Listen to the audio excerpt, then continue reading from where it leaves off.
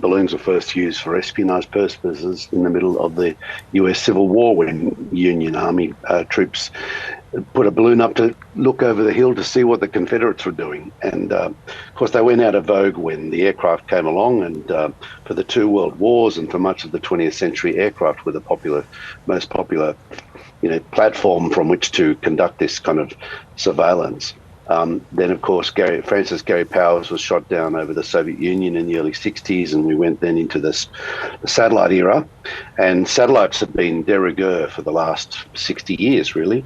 But what we've seen is the low Earth orbit space where many of these satellites operate is actually a really crowded space, and has become really very dangerous space, because a lot of debris, there's been some anti-satellite testing, exploding satellites generating millions of fragments, all flying faster than a bullet, rotating around the Earth.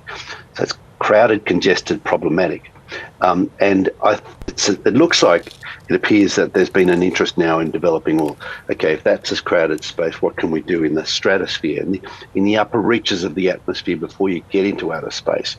And the balloon actually is a pretty perfect example of what you can do, because it's easy to launch. It's actually pretty hard to detect because it's canvas, just a little box on the bottom of it that's actually the key operating equipment. And nowadays, when you can read the weather patterns reasonably well, you can actually program it to kind of plant it, if you like, park it at a level where it's going to catch the right winds to go where you want it to go. So given everything that you've just said, why would China have used this style of surveillance? So it's hard to really know exactly why. It's possible that they are looking to collect information specifically using this technology to test it out. Montana is said to have been, a site where they were interested, and that's where their nuclear silos are located. So it's conceivable that they've got some kit on board to monitor the radio frequency spectrum, to listen to what actually happens there, what kind of operational procedures are followed, what kind of scrambling actions they might have. Conversely, it might just be a weather balloon. It's conceivable that it is just a weather balloon, and that this is a misunderstood phenomenon. It's really, we're still early days on establishing exactly what's going on here, but it's very interesting to see how Antony Blinken has reacted, and he's reacted very strongly, which speaks to the condition that the United States is really pushing now. Yeah, what impact might this have on the US-China relationship, do you think, moving forward? So we've already seen the United States made it very difficult for the on-forward sale of US-derived technology to China, particularly chip-related technology for computers. And it seems that the United States is really doubling down on playing hardball with China to get further concessions from them. In a sense, there is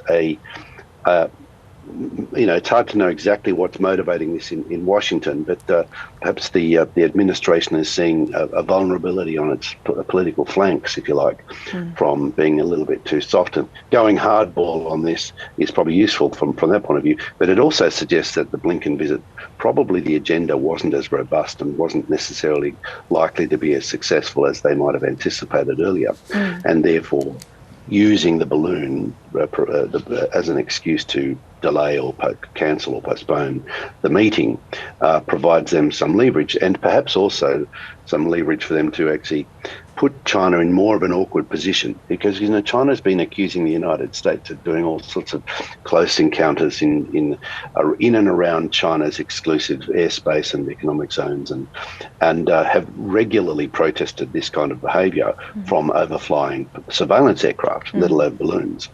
So for China to be caught out, everybody loves a good set of double standards, as we know, particularly in international relations, and this one will be played by the United States to maximum effect, to make China scream a little bit, and perhaps, as I say, extract additional concessions from them technologically.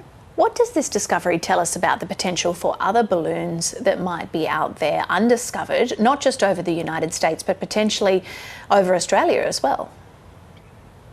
Well, that's a good question, because they aren't that easy to detect. But the thing is, if you're not looking for them, you're not going to find them. But if you are looking for them, they're probably going to be that much more detectable.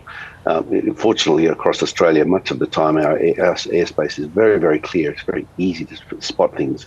And we have remarkable systems in Australia. People don't quite appreciate how robust our mechanisms are. We have the Jindalee operational radar network. We have a network that's tied in with a range of sensors, maritime sensors, airspace networks that are connected up with a range of classifications that actually provide Border Force, the Australian Government, the Defence Force, state police forces, with a pretty important and capable queuing system for what's happening in the air and maritime space in and around Australia.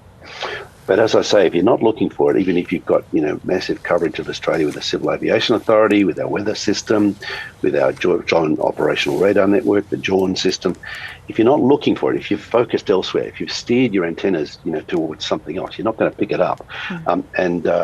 So it is possible, but of course, what are you going to look for? There's a limited number of interesting targets in Australia, arguably, and most of them you can probably do via satellite still.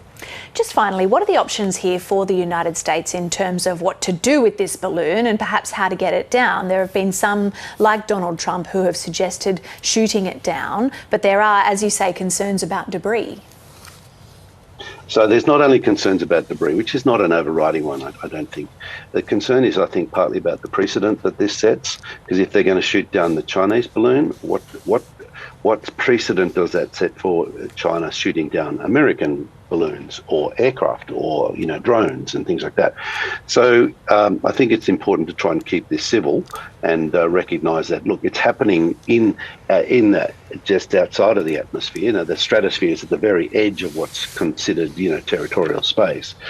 So let's not get too excited about this. Let's recognise that this is, it is a bit of an infringement of the rules, but it's not a particularly grave one, I don't think.